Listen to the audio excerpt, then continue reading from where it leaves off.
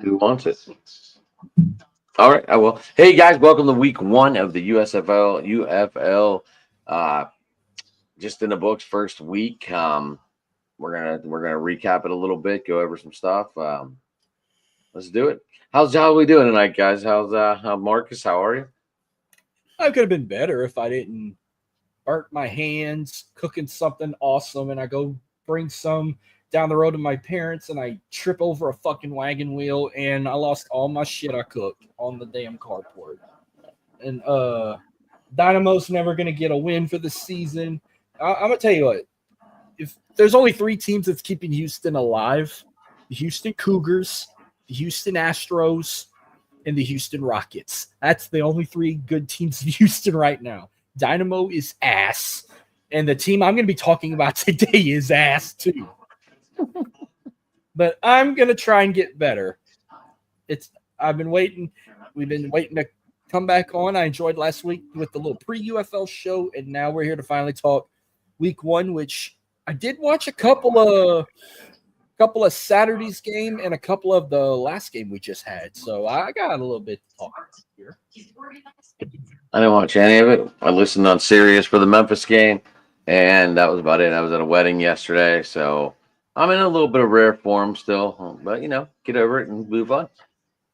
Jamie? Yeah, so I was able to watch the Battlehawks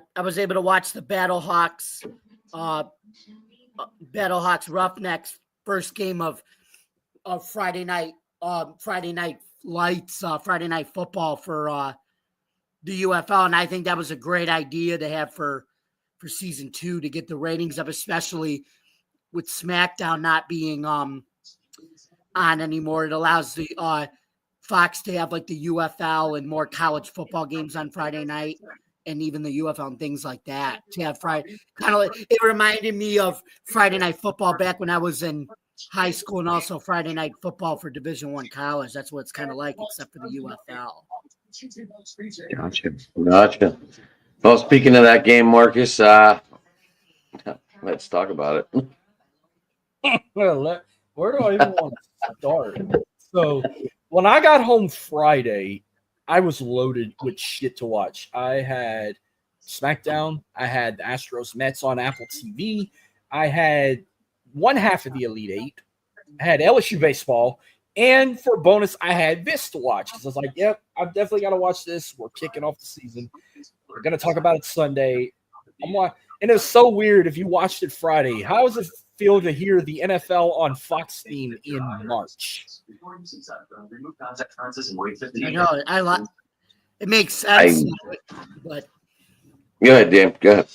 It's just it's bone chilling because it makes you think, oh wait, it's not NFL season. I forgot. It's springtime, because I'm used to hearing this between September through December and all that. But man, this game and Saturday's game, I'm gonna have to give a tie for Toilet Bowl of the Week. Not just with attendances, but just both games in general. The Houston Roughnecks, geez Louise, I knew the Battlehawks were going to be tough, but man, this was the biggest crock of shit I've seen. And this ain't the same. It's like they picked up where they left off last year, where they went. They went 2-8. I think 1-9 or 2-8 last year. When I looked at these numbers, first off, I didn't think they were going to score. They scored like at the last minute. They ended up losing 31-6. When you look at these numbers, I did comparisons between both teams. Total yards, the Battlehawks had 460. The Roughnecks had a total of 170 yards. That is atrocious. They had 76 total passing yards, where St. Louis had 187. He had 94 total rushing yards, while St. Louis had 203. Your Roughnecks did have something though in that game that a lot of people didn't have, and that was a touchdown by a quarterback. Yes, Nolan Henderson did get a touchdown. I will say that he had a total of 68 passing yards, but he did get a rushing touchdown. He I'm had just trying to look 4 for the attempts- good here, Marcus. 4 attempts for 54 yards. Justin Hall led in receiving for 5 receptions and 40 yards. But he was the one that had the touchdown. He threw it to Justin Hall. But Yes. 11 first downs. He went 6 for 13 in third downs, 0 and 2 in fourth downs, 40 out of 48 total plays. Then they had 2 turnovers where St. Louis had 0. But like St. Louis's numbers were big. Manny Wilkins at quarterback, he had 189 passing yards. If I'm saying his name right, Jarvion Howard probably was the player of the game. He had 13 attempts for 150 yards and 1 rushing touchdown. And then Ja'Cour Pearson had 6 receptions for 83 yards. Attendance could have been better, but I get it. It was Friday night. Baseball's back. Everybody was at Daikin Park watching the Astros lose to the Mets on Apple TV. But they got the win the next day. But maybe it might get better, but I don't know. We're going to see when week 2 comes whenever we make predictions, which when Jamie gives his recap of his magical game, I'm going to tally up the score out of us 3 making picks. But if you watch that Brahmas Renegades game, it was kind of the same shit. Renegades might be a dangerous team to watch, but San Antonio is just as bad as we are. I didn't see no play of the Panthers showboats, but I heard how it ended. But I'm gonna have to hand it off to Jamie because that was not only the game of the week, that was probably everyone's favorite moment, seeing one powerhouse take a loss for the first time in forever. It definitely was. But I mean, DC was one of those teams they could be a power too. It's just last year they had so many injuries, decimated the O-line, but I think they came out in their home opener wanting to avenge that loss and showing everybody that we're a championship team too if we stay healthy and basically they're the third best odds to win it. And the best part of the beer snake was rolling too. That's the best part of DC. The attendance at DC's always been great. And just like the announcer Cole Kobick said, he thinks all football stadiums should have that now. You know how the NFL likes to take rules from the UFL and everything. Let the NFL or college stadiums do a beer snake or stuff like that, you know.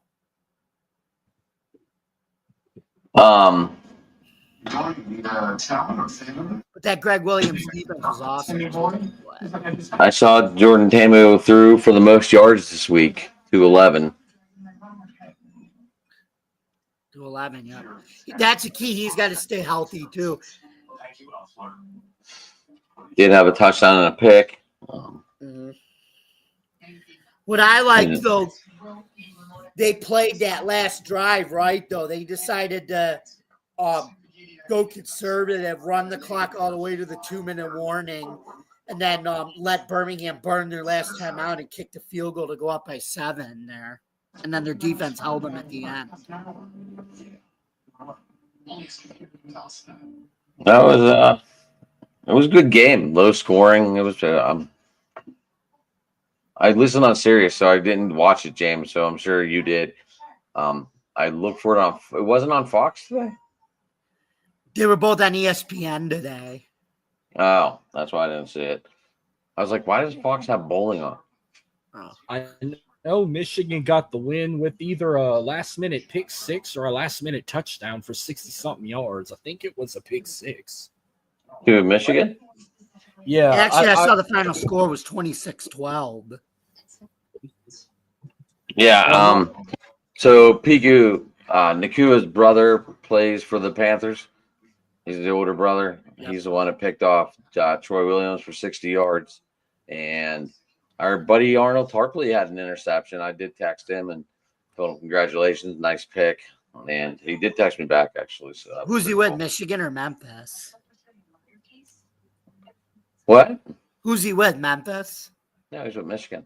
Oh, he's in Michigan. Cool. Yeah, Arnold Tarpley and Nakua both had the pick. Like I said, Nakua took it back to the house. This Memphis defense is gonna be tough. They're gonna get it. They're gonna get it together. They had a bunch of turnovers today. It was really bad. Well, hey, when you got a Jared Horton coach defense, it could be a good unit. They haven't established a really starting quarterback yet. I saw a lot of people were jumping on Williams' back and tearing him apart because he threw the pick 6. But Perry also threw a pick, just it didn't go back to the house. Like that was one Tarpley had. He returned it for I think 2 or 3 yards, nothing major. But that was a major turning point of that game. Troy Williams, he's we know he has that problem, but he also has that I think Memphis is going to be okay. I think they're going to turn it around, but that's just me. I got to be optimistic about my team here. I'm a lot more optimistic. I'm a lot more optimistic about these Showboats than I am the Pirates. Well, Jamie won this week. If he would have took picked the defenders, if he would have picked his team, he would have went 3-1, but he went 2-2 while me and Adam went 1-3. We all three lost with the Roughnecks and the Stallions, but y'all both won with the Renegades. I took the Brahmas, and me and Jamie picked the Panthers while Adam stayed with the Showboats. So that put me and Adam at 1-3 for week 1, and Jamie wins this week at 2-2. Should have picked his team. He would have been 3-1. He'd have had the best record overall. But I mean, he's got the better record right now. Did you guys see that run by Balaj? I saw a highlight of it. I didn't watch. It was a nice run. I mean, it was nice whenever he ran those 2 guys over right off the bat. But he just took off after that. I think there's 24 ex-NFL players in this league? Yep. 24. Is that right, James? Yeah. And Balaj, he was a former NFL player, right? Running back with the Dolphins, yep. Did you guys see what they did for Tua? They're like, Tua's going to wear this helmet during the thing, and it was the NFL Fox robot head. That's basically what it looked like. It was funny. They put it for another player too, but they did it for Arlington. Yeah. Yeah, so that's the recap. That's a quick talk of week 1. Obviously I was out all weekend. I worked, went to a fire, went to a wedding, came home today. I listened to the Showboats on the way home, on the drive home from work. I mean the wedding, I was like an hour and a half away. And of course I took a wrong turn. So that put me at 20 minutes behind my schedule. But yeah, so that was my weekend. A lot of good food though. A lot of good food. I had a chilled back weekend, mainly watching March Madness, Major League, a lot of watching baseball too. But I mean, I was still keeping up with. I mean, I mainly watched 3 games. Like I was at my nephew and godchild's birthday party. That's the only reason why I didn't watch the Panthers and the Showboats. I did catch like the last quarter of the Brahmas and the Renegades because I was waiting to watch the Astros on Fox against the Mets. Speaking of that game, did anyone see that Smith had 3 carries for 3 yards and 3 touchdowns? Yeah, he pulled a Randy Moss. No, I thought he pulled a Jerome Bettis, but that's just me. I said, yeah, that man, he just ran. Yeah, but Randy Moss had 175 yards and 3 touchdowns. Went 3 for this 3. This dude ran the ball from the 1 yard line 3 times and got in every time. Hey, at least he got something. That's better than nothing. He got something that the Roughnecks couldn't do. You talk about success rate. That's success rate right there. Mm-hmm. Got to start somewhere. Right? But, I was looking forward of maybe trying to go to a Roughnecks game, but the way they played week 1, if they don't improve themselves, I'm not going to no games this year. It could still be fun to go, though, Marcus. I mean, I was looking at, like, would I be able to go to, because I wanted to go to the Stallions game at first, but I said that might be an ass whooping. Plus, that's the same night as WrestleMania, so I'm not going to that one. That's like their only other night game all season. All their other games are in the daytime. But week 9, I might try and go to the week 9 game against the Defenders. That'd be a game I'd like to see, even if they don't pull it off. I was going to say, is Memphis closer to you? Memphis is about 8 hours away, 9 hours from here. So you're in the 6-hour range regardless. Yeah. I've been to Memphis once. Well, I mean, I actually been more than once, but the very first time I went, I remember it took us a long time to get there. That was before GPSs were a thing and all that. But did you have that your boy? This AAA book where you flip it? They had a paper map. Like, they had one of them Atlas book maps. This was back in 2001. So, where you printed it out on the computer? They might have done that. I was 11. I was sitting in the back seat, probably sleeping. But last time I drove through Memphis, I had this to get me where I needed to go. And I got to Memphis. It took me about 8 hours hauling ass, driving down 55 to get to Memphis. Got to get there. James, besides Aaron Judge like running up the home run count this weekend, anything else going on?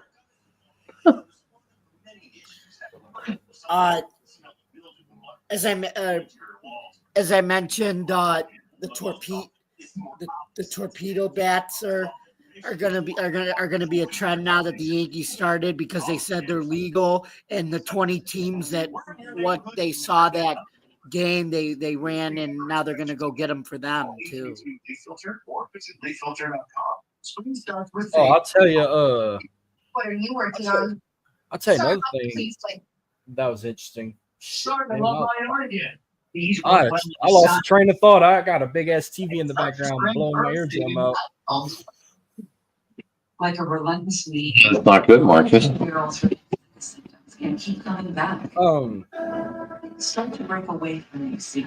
How'd y'all teams do opening day? He's laughing. I know what happened with him. My team got a big win, 4-2. Dude, your team won 20-3, Jamie. And you can't even you're not even excited about Aaron Judge hitting 3 bombs in one game. It was 4-2 opening day, and that's what I expect Aaron Judge to do, is hit 3 home runs. I expect. See, look, you're so used to it. You're not even excited. You're like, wow, he hit 3 bombs. All right, cool. Well, wasn't y'all using plastic bats? That's all I've been seeing all over the internet. Rapido bats. That's what I just said it. Yeah. Saying they were using plastic Rapido bats, and someone posted a wiffle ball bat online and said the Yankees new bats for the 2025 season. And I'm like, gee, I said I must have missed something, because all I watched today while at a kid's birthday party was the Elite Eight, LSU's girls, and the second half of the Defenders and the Stallions. But yeah, I got busted today. Michigan State lost. I'm done. I should have betted on the. Oh, I finally won on fucking FanDuel. Nice. What'd you hit? Nice. I did a parlay. I did Duke, Florida, the Vegas Golden Knights, and the Astros all on a money line. $5, and I won $134. Nice. Congratulations, sir. I'll probably never win again, but opening day. Way up here with a same game parlay. Yo. Well, first 2 games of the season. MGM commercial. First 2 games of the season were the same score. We won opening day 3-1. Easy game, but I thought when they put Josh Hader closing out on the mound, he was making errors. He was the reason that they got a run, because Framber Valdez, holy shit, he's such an amazing pitcher. And then they put Brian Abreu pitch for the second guy to pitch against the Mets, and then they closed out with Josh Hader. Josh Hader struck out Juan Soto to win the game. I was like, okay, Josh Hader, I see you. The Hader rate is coming out. And then Hunter Brown pitched night 2, but they lost 3-1 to the Mets. But Arguetti pitched the 3rd game, and they won 2-1. But shout out to Cam Smith. Holy shit, that call up on opening day. He hit a freaking double RBI in his first swing. That was the one they did the big thing for, right? Where they called in this family. Yes. That boy hit a double RBI on his first fucking swing, baby. Let's go. All right. Anyway, let's get back to some UFL. Week 1 is over. Were there any real surprises, guys? Besides the Stallions going down. Damn, you already said it. I was gonna say, the Stallions finally losing a game. That was surprising. Yep. Did y'all had cargo helmets? It looked like they had white cargo helmets. Oh, that's what I wanted to talk about. The Renegades put the Bandits on their helmets. Yeah, that's better than that dumbass logo they had. That was a DR. Right. I don't like any Dallas team, but I do approve the Bandit logo on the side. So I did like that. I did like that a lot. I don't get San Antonio's logo. It's like they're trying to make bullhorns with the lightning bolts, but you have it on the back. Like the San Antonio got a weird uniform look. And then I wish Houston would have went back to their freaking 2020 uniforms with the same with the new logo, because I hate those uniforms they got. I hate that little white square on the shoulders down the jersey. I can't do that. I hate it. Gotcha.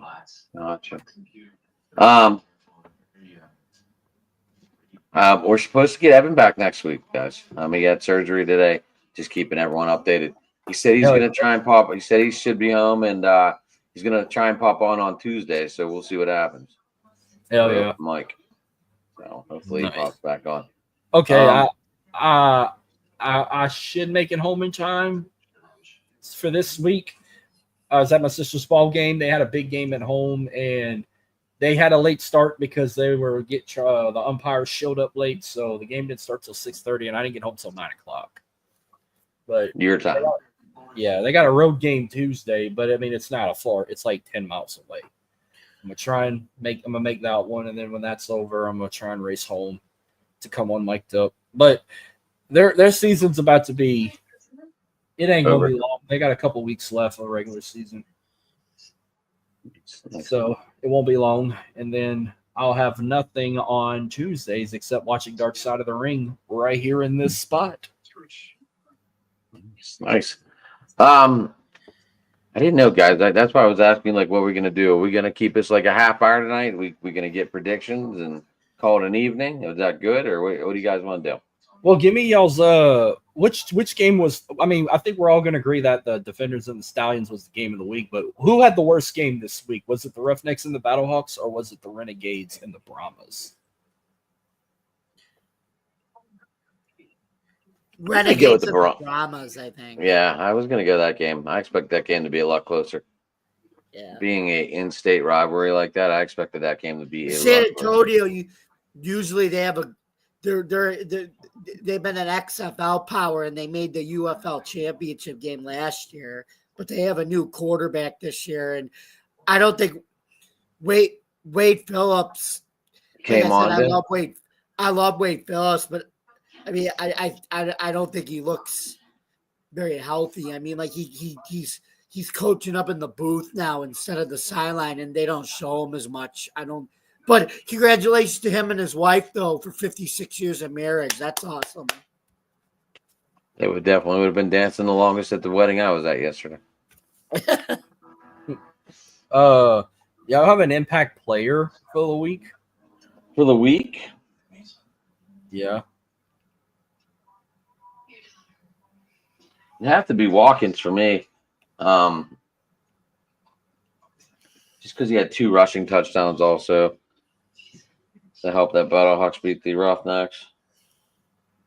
But Nakua's got to be a strong candidate for the pick 6. The only one on the weekend.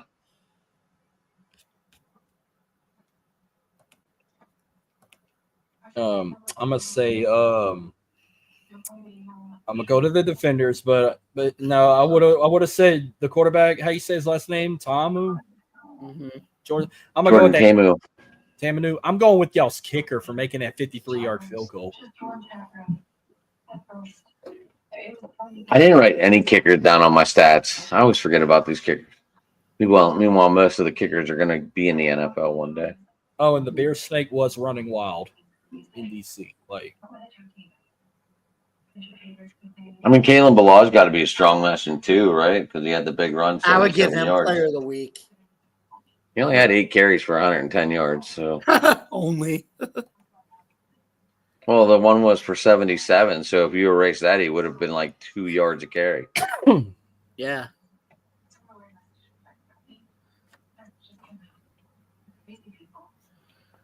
Who you got, Mark? No, I said the kicker for the Oh, defenders. the kicker for the defenders. Yeah, the one who made that 53-yard. I'll give it to him. And there was another kicker that kicked what 59 today, yesterday. Well, definitely wasn't ours.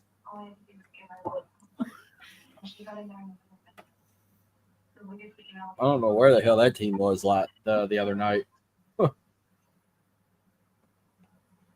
But I'm still looking forward to seeing how this goes. But the only thing I can I'll pop it up. Like I mentioned last week, like they're gonna have one game every Friday, no matter what. But Saturday and Sunday is gonna rotate with double headers. All the way 427. Yeah, we have a single header next week with the boats. So yeah, The boats are playing the. defenders. So this week 2 will be the same as week 1. We have Friday night game, one Saturday and a doubleheader on Sunday. So Friday, April 4th, we got the Birmingham Stallions taking on the Michigan Panthers. Yeah, a lot of one. I'm thinking Birmingham bounces back and figures it out. Yeah, despite their loss, I mean, yeah, that was a hell of a game. That was a tough team they played, but Michigan will probably make it tough for them too. But I think they bounce back. I'm also taking the Stallions, Even though it is the Panthers' home opener. Yeah, but I mean, they'll probably you'll see a decent crowd in Ford Field, but it ain't going to be no crowd like St. Louis crowd. All right. If this would have been a Detroit Lions game, that'd have been one thing. But nah, probably I'm gonna estimate about I'm gonna say about 10,000 people will be there for the Panthers taking on the Stallions. I'll say about 15,000 the most. So Are the Tigers home? Anyone look? They're playing in Seems- Detroit. They're playing in Ford Field. Mm-hmm. 17. but are the Tigers home? Let me go see. Yes, I wouldn't be surprised. So that will be April the 4th. April 5th, 4th. The Yeah. Detroit Tigers are at home against the Chicago White Sox. Oh But the- man, But the Tiger, I want to but go the Tig- watch. Detroit is I wanna go 0-3 watch the though. football game. Yeah, I would might wanna choose go the watch I that. would choose the football. Wait, game. is that the home opener for the Tigers? I don't think so. Because our home opener is next Friday. I don't think so, but I'm gonna go check. They open. It probably. Let me go to April. No, their home open. Wait, god damn it. Yeah, that's their home opener against the damn White So Sox. this is gonna be interesting.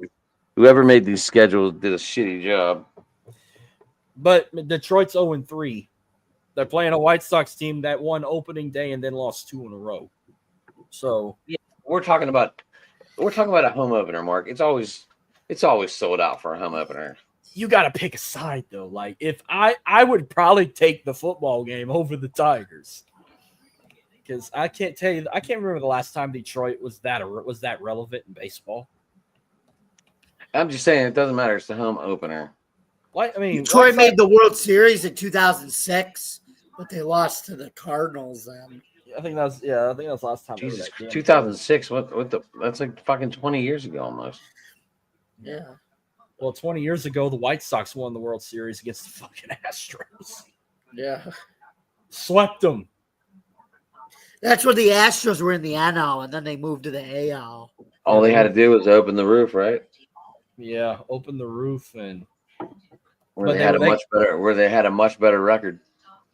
yeah, but that was we still went we went first before the Rangers and we won our first before the Rangers. So the only thing they can brag about, they went back to back first and they won World Series game first, but we won it all first and we went first. So We're not going to argue about that. But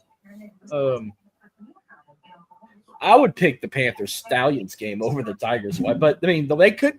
That's a win. They should beat the White Sox.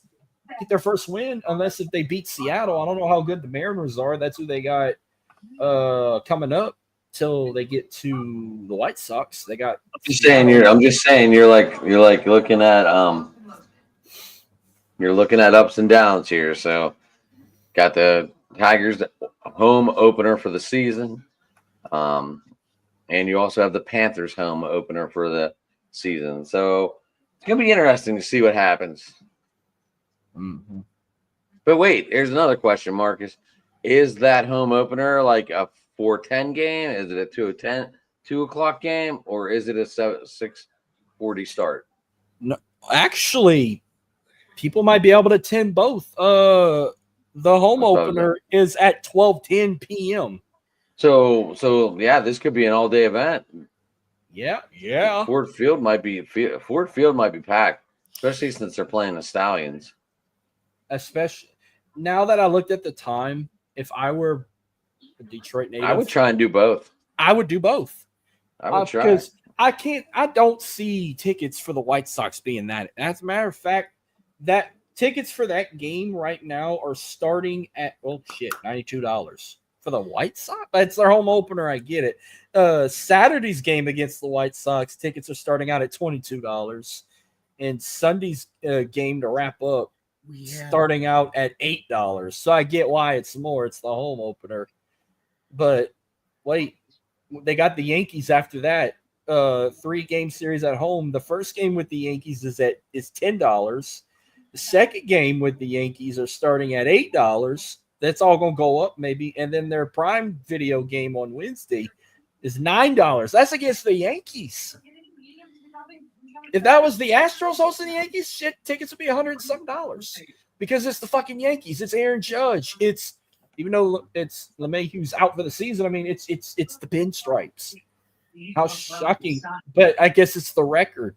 That's why they're so cheap. They're winless. Yankees are undefeated. But I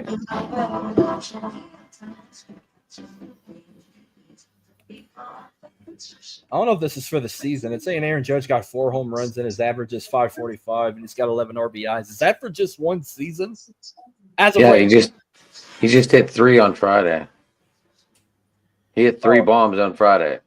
How many did he hit against today? Against the Bucks? 1? Did you see the score on Friday?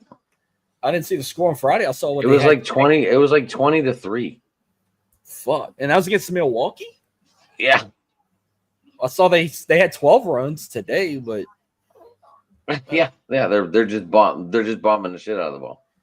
Jamie's not going to talk about it because he's saving it all for his show. Wait, what? Not the Yankees.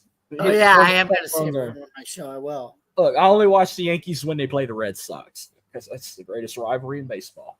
Yep. Anyway, let's move on. So this Michigan game could be like a 30,000 showing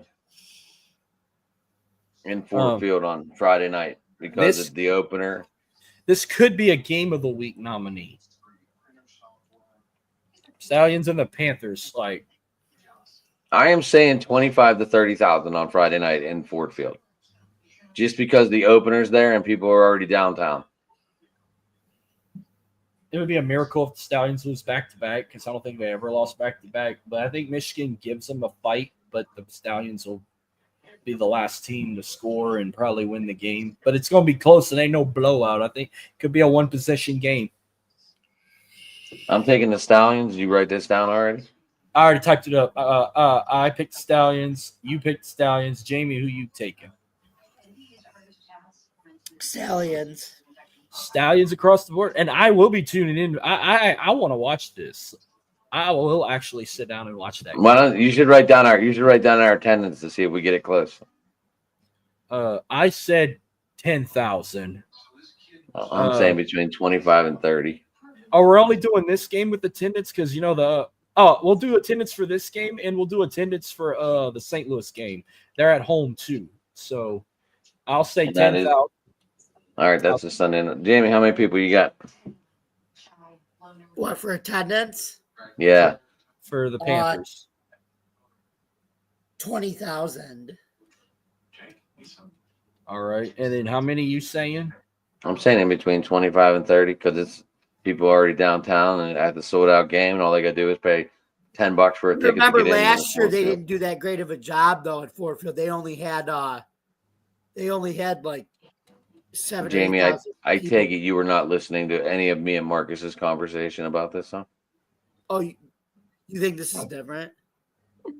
Well, yeah, it's the home opener for the Tigers. But they're playing early. They're playing around lunchtime. They're playing at 12 o'clock, so there's going to be a ton of people down there, and I guarantee they're going to try and get people to go.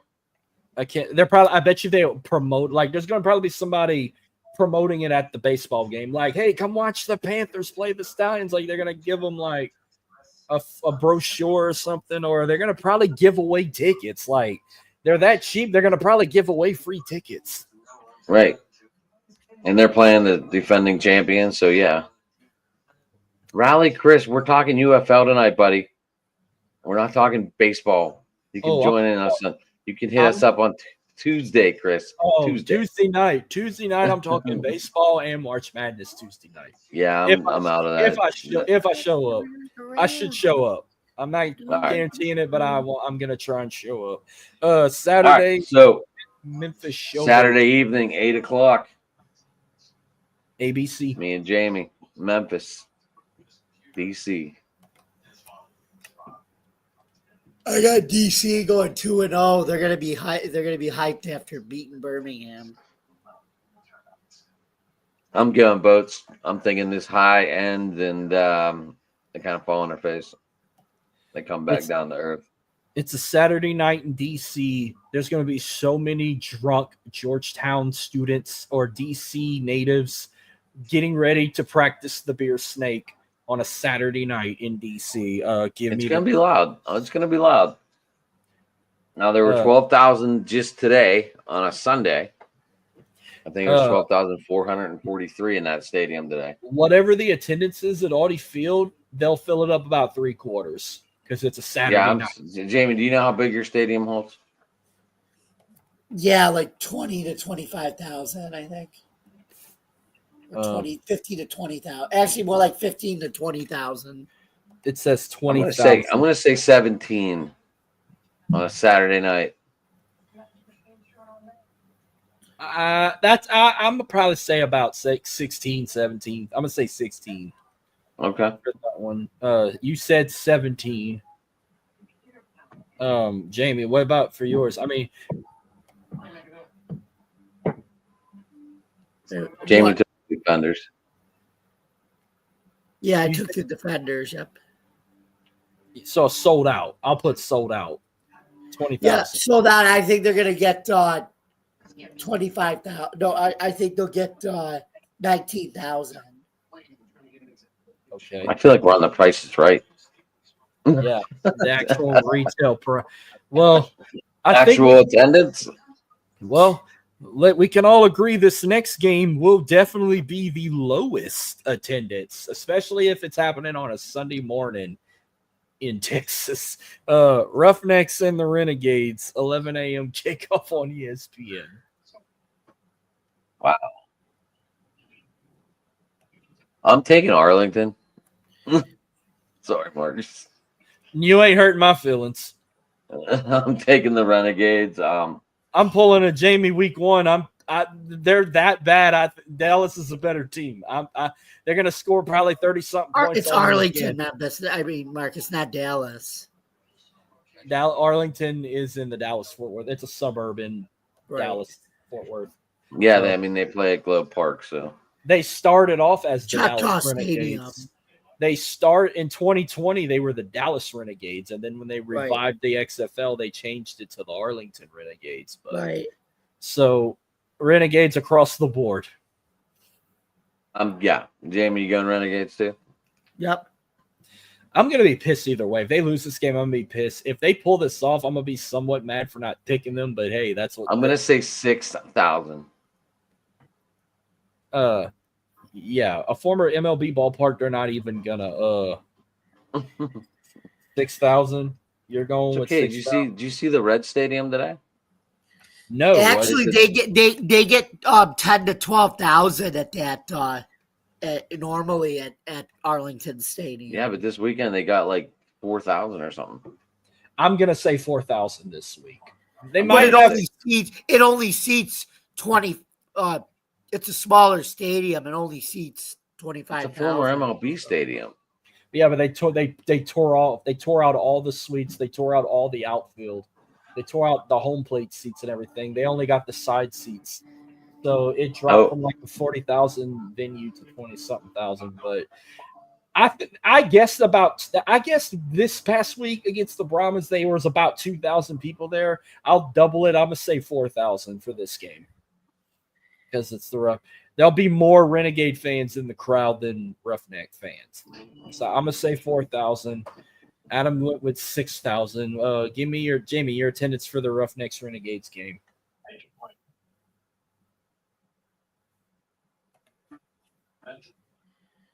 Okay. What? Oh, I'm gonna say Mhm. over 5,000. Woo! 5,000, huh? Well, all right. Last game, San Antonio Brahmas, St. Louis Battlehawks. It's an afternoon game, but by the time the game's over, it'll be nightfall, so you can just say it's Sunday night football. We already know they're the most passionate fan base in this league.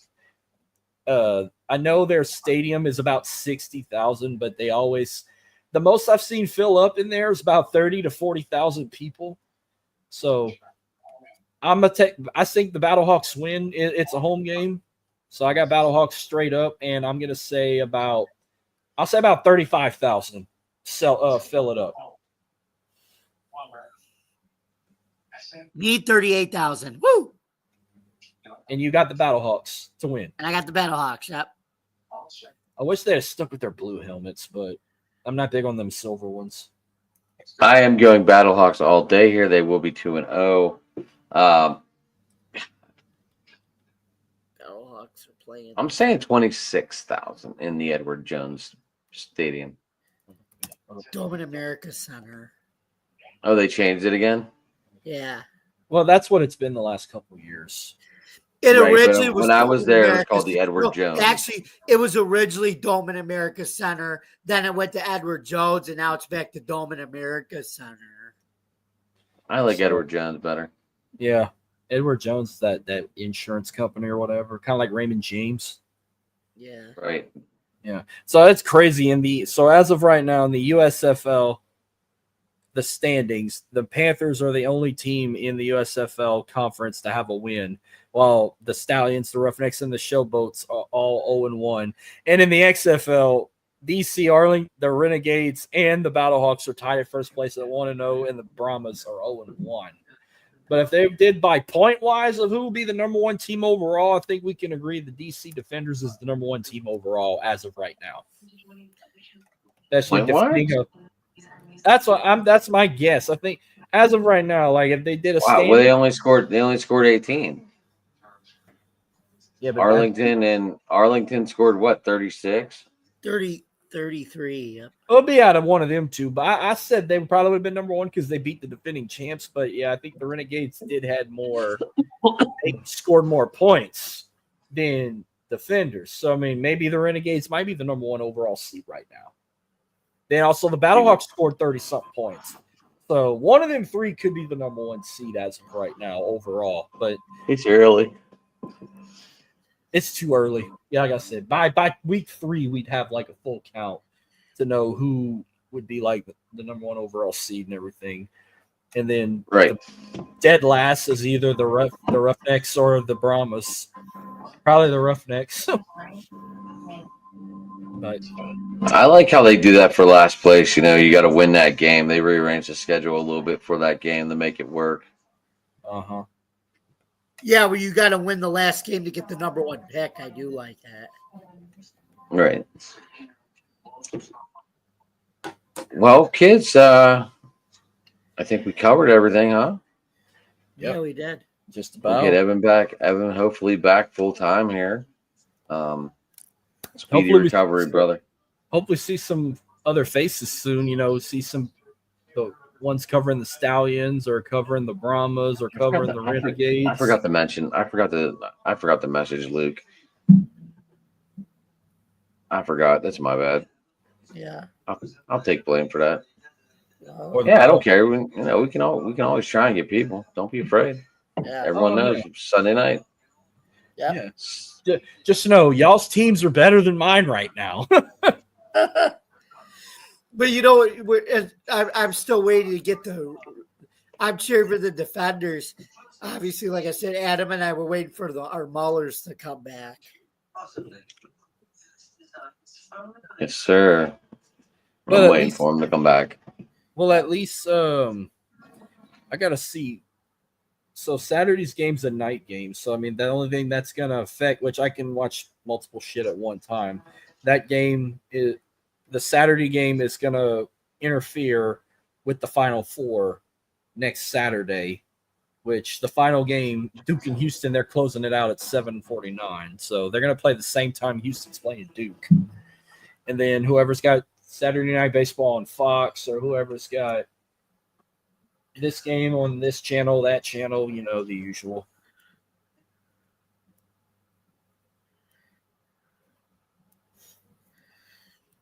But I'm looking forward to it. Mhm. So yeah, so it's Showboats and the Defenders that I got to compete with next weekend. Right. Well, boys, how do we get a hold of you?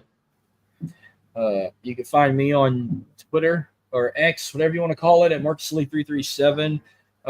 My show On The Go, that'll be starting soon. That's on Twitter at OnTheGo_TXLA. I'm also on Facebook, Instagram as well. I'm also on YouTube. Subscribe to me on YouTube as well. You can follow me, yours truly, at Jamie Malloy, the unbiased, or at Bill's Chat 1 at Bill's Mafia Chat, and also at Jamie Malloy, the unbiased journalist, at DJ Dog Tags. My handle's right there. You guys can also follow me on theforkball.com and stadiumrant.com, where I write about all sports. Thank you for listening to our week 1 episode of Sunday Night UFL here on Driving to the Top Productions. Don't forget to don't forget to subscribe to our YouTube channel. Don't forget to like, comment, and hit that like button and ring the bell for notifications. Also, don't forget Joe Dalio, me and Joe Dalio will have episode 2 of this current season of Subway Conversation Chat at 8 o'clock this Tuesday night. So log in to Driving to the Top Productions and tune into that. And also for other content on this platform, please Driving to the Top. Please visit our YouTube page, Twitch stream, Facebook stream, X stream, wherever you consume your podcast. I'm David Malloy, and as always, you're Driving to the Top. Don't forget to subscribe. Absolutely. Hey, I'm at Sports Talking It on the Twitter there. You can also get me on Sports Talking, or oh my gosh, Driving to the Top on Twitter as well. You can, like Jamie just said, hit the like, subscribe button, turn on the notifications for Driving to the Top on YouTube. And yeah, that's what we got going on. Tuesday night open mic. Jamie obviously told you about his show on at 8 o'clock, the Subway Conversation. And then on Monday we got Rich taking the wheel there, changing 2 tires. I always forget the name of his show, but I know it's something like that. And then Wednesday, me and Rich doing the Pittsburgh show. And yeah, that's what we got going on, guys. So everyone check us out and have a good night.